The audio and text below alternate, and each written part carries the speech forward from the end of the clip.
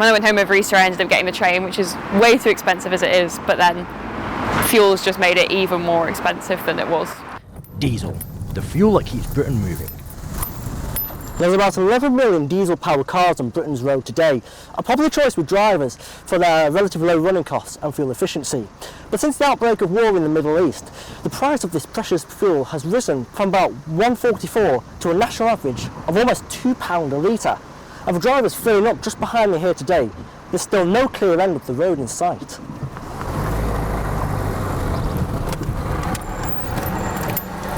Joshua is just one of many young car owners in Greater Manchester who, already feeling the pinch financially, are having to think more about whether they can afford to turn the ignition key. Yeah, I'd say it's definitely given me another thing to consider. Thankfully I work, so I have the money, but it is a bit of a shame having to put aside even more for fuel just to get around. For students like Ella, who is the designated taxi friend of her group, her car is a necessity for work and for socialisation.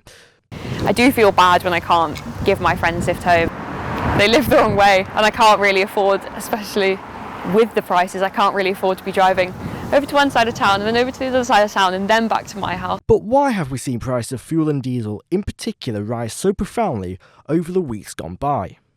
Dr Ed Manderson is a senior economics lecturer at the University of Manchester. Yeah, so as you're probably aware, the Strait of Hormuz in the Middle East has basically been closed by Iran, and that about 20% of the world's oil supply comes through that strait. And with prices at the pumps at their highest since July 22, the outlook for diesel drivers isn't currently looking very promising.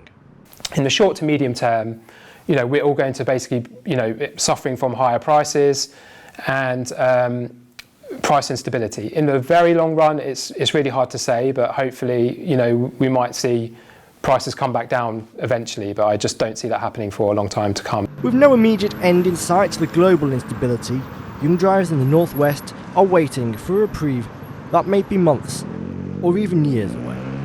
Yeah, that is not good to hear that it's going up even further. It's kind of crazy that it's still going up.